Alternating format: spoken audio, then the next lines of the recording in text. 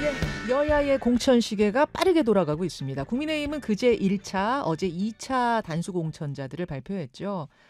어제 저희는 태영호 의원과 함께 짚어봤는데요. 뭐 아직까지 커다란 파열음 없이 진행이 되고 있는 것 같습니다. 민주당은 어제 1차 단수 공천과 전략 공천자 발표를 했는데 단수 공천자 10명, 전략 공천자 4명 발표했습니다. 이 역시 큰 파열음은 없습니다.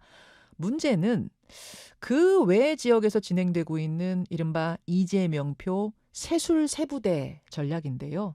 새술은 세부대에 남겠다 하면서 올드보이들 그리고 사법 리스크가 있는 후보들에 대한 정리 작업에 들어간 걸로 보입니다. 근데 이것이 약간 파열음을 낳고 있어요. 자, 오늘 민주당 공천의 해법 이분과 함께 짚어보죠. 어제 단수 공천이 확정된 10명 중 한 명입니다. 경남 양산시 을 지역구의 김두관 의원 만나보겠습니다. 김두관 의원님 나와 계십니까? 예, 반갑습니다. 김두관 의원입니다. 우선 축하드립니다. 예, 감사합니다. 10곳을 어제 우선적으로 추려가지고 단수 공천 발표를 한 건데 면면을 보니까 김두관, 고민정, 홍익표, 최인호, 송기현, 김정호, 민홍철 뭐 이런 분들 주로 험지 출마자들이거나 아니면 경쟁자가 없을 정도로 앞선 경우만 확정됐다 이렇게 보면 되나요?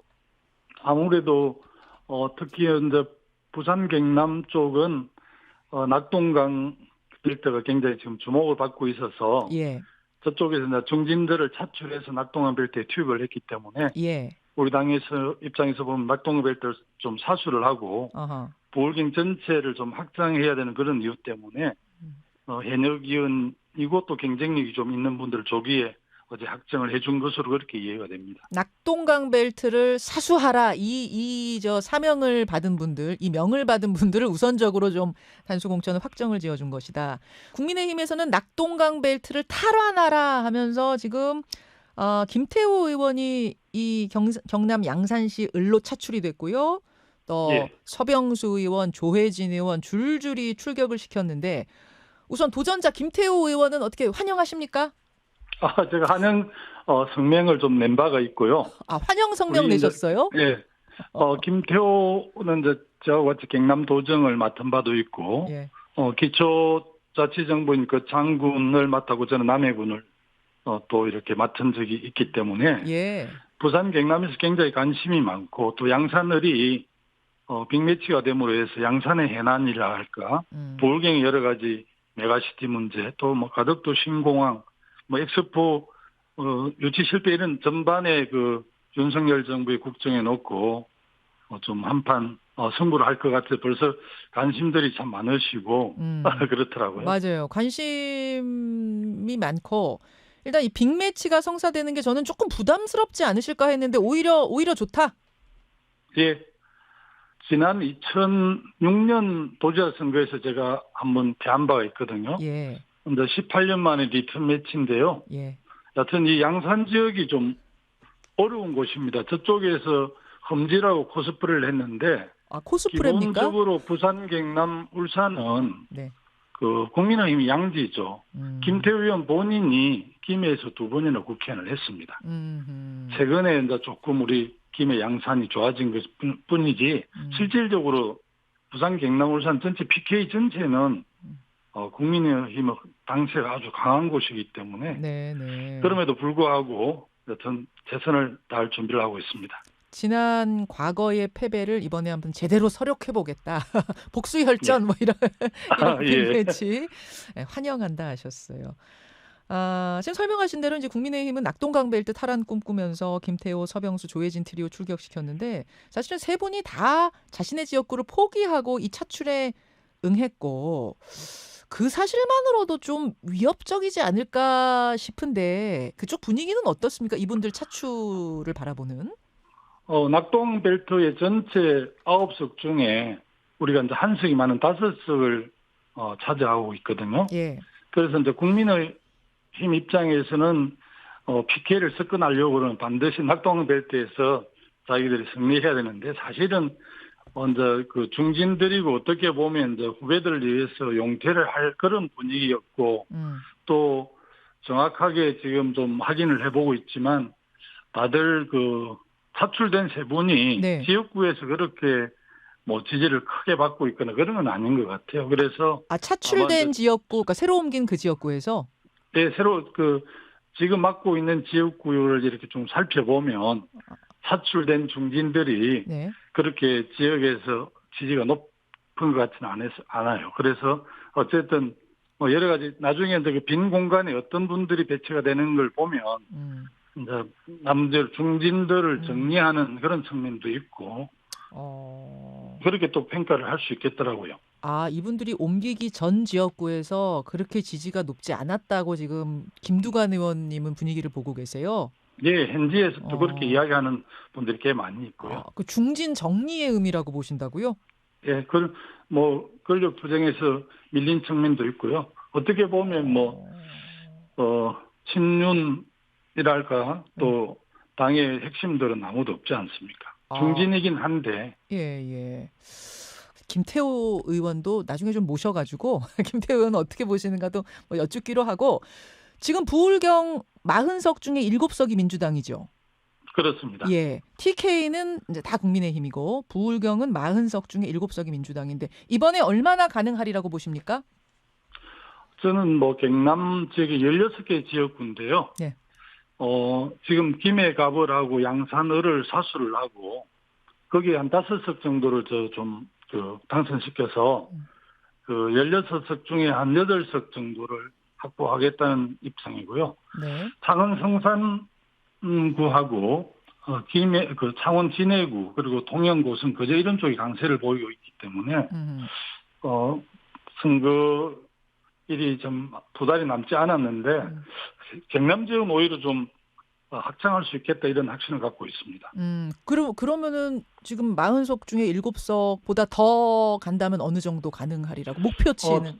저희들이 기본적으로 한 15석 정도를 목표로 하고 있고요. 15석. 최소한 2자리 숫자는 확보하겠다는 게 부산시당위원장 또 울산시당위원장, 저 경남도당위원장인데요. 지도당위원장들이 그렇게 좀 목표를 두고 잘 준비하고 있습니다. 알겠습니다. 김두관 의원 만나고 있습니다. 그나저나 이재명 대표가 며칠 전부터 인적 쇄신, 이른바 물갈이를 외치고 있습니다. 새술은 새부대, 떡잎이 져야 새순이 돋는다. 이런 발언들 하고 있는데 일단 이 물갈이론 바라보는 입장은 어떠세요? 원칙적으로 저는 맞는 말이라고 생각을 하고요. 새로운 피가 수혈되어야 하죠. 하여튼 현실적으로 후보 경쟁력도 고려해야 되기 때문에 고심이 깊은 것으로 알고 있습니다. 예. 새로운 인물 들이는 것도 이제 시스템 속에서 진행되는 게 바람직하고요. 특정 개파적 목적으로 비치면 공천 과정 잡음도 나고 본선에서 이제 단일한 대우를 만드는 데 문제가 있기 때문에 어쨌든 공천을 얼마나 핵심적으로 하느냐를 보고 국민들이 선택을 하기 때문에 공천 물갈이가 그렇게 중요하다고 저는 봅니다. 물갈이 당연히 있어야 하고 원칙적으로 맞는 거지만 이게 얼마나 시스템적으로 이루어지느냐 이 부분이 핵심이다 그런 말씀이시네요. 예. 이 대표가 직접 나서서 전화 돌리고 있다고 합니다. 삼선의 인재근 의원 그리고 문학진 전 의원한테 전화를 해서 후배들한테 길을 좀 터달라. 특히 문학진 전 의원 같은 경우에는 이제 그 지역 여론조사에서 형님이 꼴찌하셨습니다. 이렇게 전화를 해가지고 불출마를 요청했다고 하는데 문제는 문학진 전 의원이 상당히 강하게 반발을 하고 있다는 겁니다. 문학진 전 의원 보좌관 출신이죠. 안태준 예비후보가 그 여론조사에서 1등을 했고 문학진 전 의원과의 차이가 한 3배가 난다 그래요. 이게 이럴 수가 없다. 이재명 대표의 비전인 경기도팀이 농간 부린 거다. 이런 주장을 지금 하고 있습니다. 안규백 전략공간위원장한테 이거 당조삽니까? 라고 물었더니 아니라고 했다는 거예요. 이거 찐명 후보 심기 위해서 비선이 작동하고 있다. 이런 주장을 문학진 전 의원이 하고 있는 건데 이 상황 어떻게 보십니까? 저는 당대표 앞으로도 물밑에서 얼마든지 불출마해야 될 분들을 설득하는 게 저는 맞다고 보고요. 그런데 어쨌든 문학진 의원의 그 불출마를 권고하는 과정이 매끄럽지 않았고 더 공간에서 더 정확하게 전달하는 게 더 맞지 않았나. 아마 경기도지사를 할 때 평택 항만공사 사장을 임명해서 같이 이렇게 일을 했던 그런 특별한 관계 때문에 정무적으로 편하게 말씀드린다는 게 오히려 논란이 됐지 않는가 싶습니다. 이재명 대표는 문학진 전 의원 문제 제기에 대해서 과민한 반응이다 이렇게 일축을 했고 진짜 비선이 움직이고 있는지 어떤지는 뭐 알 수가 없죠. 다만 문학진, 임종석 이런 사례가 계속 이어지게 되면은 친명 꽂으려고 물갈이하는 건가? 찐명만 살아남는 건가? 이런 의심이 확산될 가능성은 있는 거죠.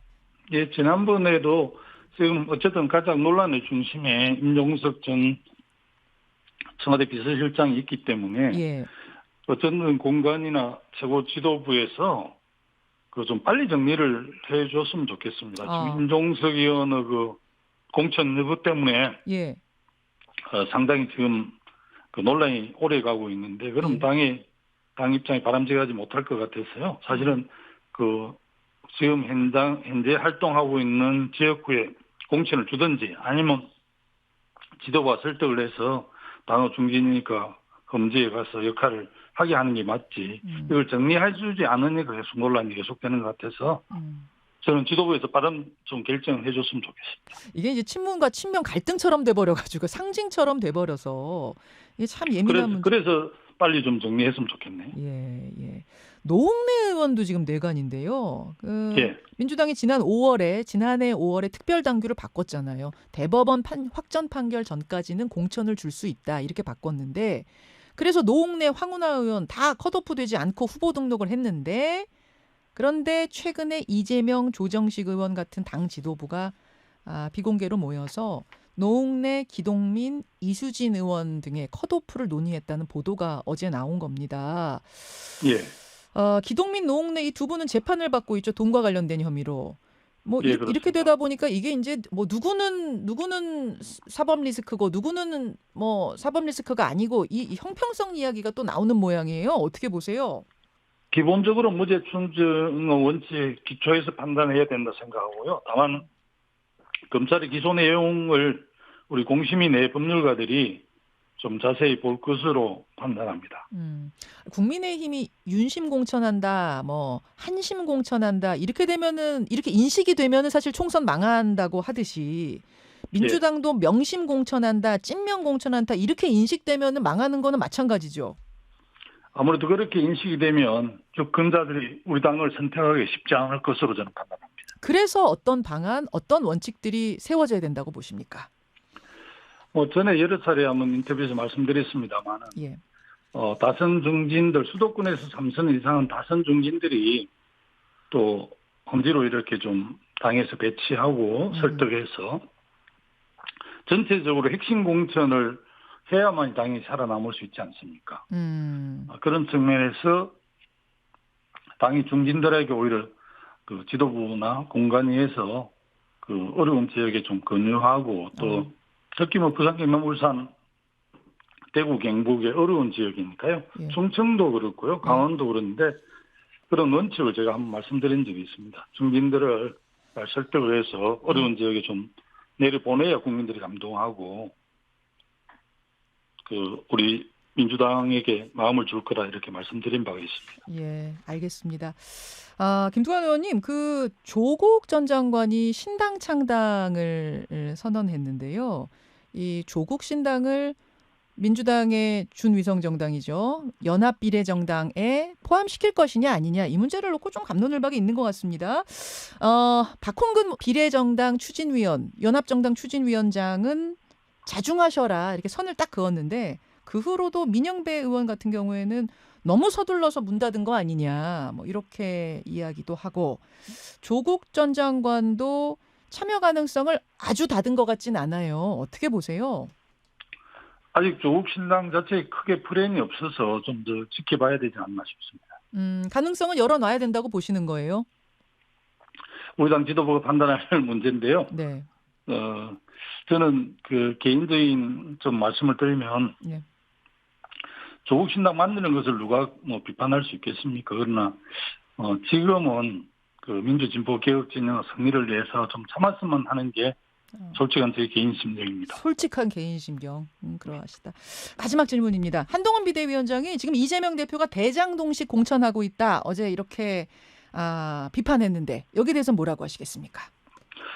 한동훈 위원장 남우 당 공천 얘기하기 전에 지난번 대통령 신년 대담에서 많은 국민들께서 관심 있는 김건희 여사의 대역백 뇌물수수 사건에 대해서 입장을 밝히지 않아서 그런 점에 대해서 사과를 먼저 표방하는 게 맞는 거 아닌가 저는 그렇게 생각하고요.